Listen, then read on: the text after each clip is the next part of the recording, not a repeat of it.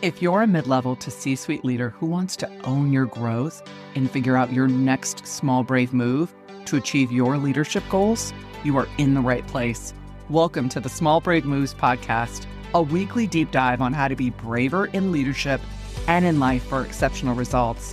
I'm your host, Nicole Bianchi, bestselling author, certified master executive coach, NSA certified speaking professional, chief bravery officer, and tough talk expert. If you're ready to become a better, braver, and more authentic leader, let's dive in. Welcome back to the Small Brave Moves podcast. Before we dive in today, I want to invite you just to slow down with me for just a second. So if you're listening to this while you're multitasking, maybe you're driving, folding laundry, answering emails, holding that world together, this episode is for that version of you. So I want you to take one breath. Just one. Because what I want to talk to you today about isn't another thing to fix or optimize or even just push through. It's about something much quieter and much heavier. Overfunctioning. And if that word immediately makes you think, oh, this is about other people, well, just stay with me for a moment. Because leaders who need this conversation the most are usually the ones who don't realize they're actually doing it. Here's what I see all of the time with high-performing leaders, especially women. You don't burn out because you're not capable. You burn out because you are. You step in when things get messy. You smooth things over so that no one has to feel uncomfortable. You think 3 steps ahead so problems just don't land on anybody else's desk. And you're carrying an emotional weight. Think about your team stress, unspoken tension, expectations, because you can. And from the outside, well, it looks like leadership. But on the inside, it feels like something else entirely. It feels heavy. It feels lonely. And it feels like you're always on, even when no one's asking you to be. And here's the part that's hard to admit out loud.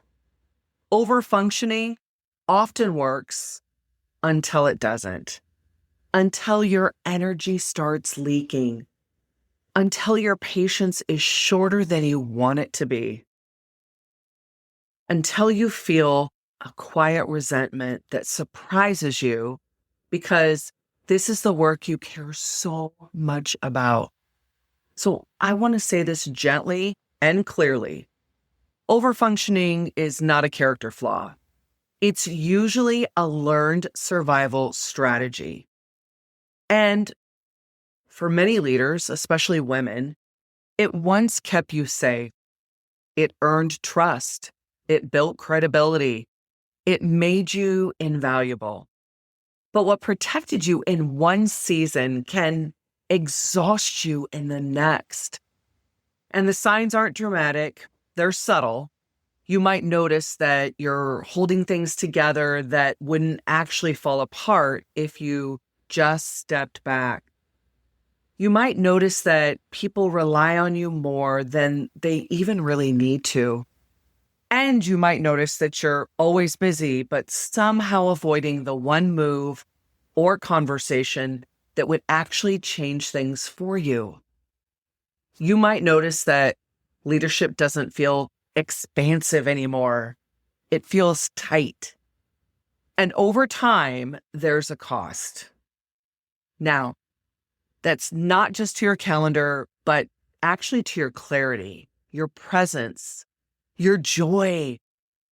I see leaders lose their sense of self because they're constantly managing everyone else's experience, everyone else's joy. I see them question their confidence because they're exhausted, not because they're not incapable. And I see something else too, something most people just do not talk about. When you overfunction, you don't just carry too much. You're unintentionally teaching others not to rise. And that's not what you want either. You want capable, empowered teams. You want shared ownership. You want leadership that feels sustainable, which brings me to something I think we misunderstand all of the time. Leading with flow and ease does not mean caring less. It doesn't mean lowering your standards, and it doesn't mean checking out. It actually means releasing what was never yours to carry in the first place. It means letting people struggle enough to grow. It means allowing discomfort without rushing to fix it. And it means trusting that leadership doesn't require control to be effective. And this is where bravery comes in, because control feels like safety and overfunctioning feels responsible. And slowing down, well, that feels risky, doesn't it? But letting go asks you to sit with the uncertainty, to tolerate that discomfort, to trust yourself and others in a deeper way. And that's not weakness, that's courage. And it's exactly why I created the Overfunctioning Leader Reset workbook. So this workbook is just not another thing to do. It's not another productivity tool, but it's a pause on purpose. So I want you to think about this workbook helping you slow down long enough to actually see where you're overfunctioning without beating yourself up for it. So it helps you separate what's truly yours to carry from what you've been holding out of habit, fear, or responsibility that quietly turned into control. And when leaders do this, something shifts. And as an executive coach to high-performing senior leaders in Fortune 500 companies, I've seen it. You will start sleeping better because your nervous system isn't always on this high alert. You'll be less reactive and much more intentional. You'll stop saying yes automatically and start choosing with clarity instead of guilt. So the Overfunctioning Leader Reset Workbook will help you release what you can't control, because so much of overfunctioning is actually rooted in belief that if you just hold on to everything together so tightly enough that nothing will fall apart. And when you release what isn't yours to carry, you'll notice you're less emotionally drained at the end of the day.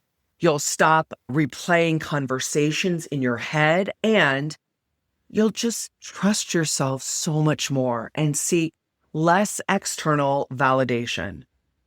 You'll lead with steadiness instead of urgency, because leading bravely doesn't mean making bigger, louder moves. It means choosing one small, brave move that brings you back into alignment with yourself and who you're meant to be. Maybe it's finally having the conversation you've been avoiding. Maybe it's setting a boundary you've been hinting at instead of actually naming. Maybe it's letting someone else own a decision, even if they don't do it exactly the way you would. So this workbook guides you to identify that move and commit to it intentionally, not impulsively. Because research shows that nearly 60% of leaders report feeling burned out, and women leaders experience it at a significantly higher rate. Not because they're less capable, but because they're more likely to take an emotional labor and invisible work that just never shows up on the job description. When leaders stop overfunctioning, they don't lose effectiveness, they gain sustainability. And the ripple effect of that is real. Because when you lead from calm instead of control, everyone around you feels it. So if this episode felt like it was speaking directly to you, I want you to take that as information, not pressure, but something worth exploring more. Your next small brave move is really simple. Download the free Overfunctioning Leader Reset Workbook. So give yourself permission to just pause before burnout forces you to, and trust that clarity, ease, and courage are waiting on the other side of this level of awareness. You'll find the link to download the workbook in the show notes. This is the last thing I'll leave you with. Leadership was never meant to feel this heavy. And you don't have to carry it all by yourself. We think we do, but we don't. And sometimes the bravest move is just choosing flow over force and letting yourself lead from there. So thank you for being here. Thank you for listening to yourself. And until next time, keep making those small, brave moves. Thank you for joining me for this episode of the Small Brave Moves podcast. If you're wanting to take this work even deeper, I'm here to help. From engaging in inspirational keynote speeches to transformational coaching and workshops for leaders and teams, page-turning books, online courses, and enlightening leadership development retreats. There are so many ways that we can work together to take your leadership to the next level. For more information, check out the show notes, and let's do this together, one small brave move at a time. See you next week.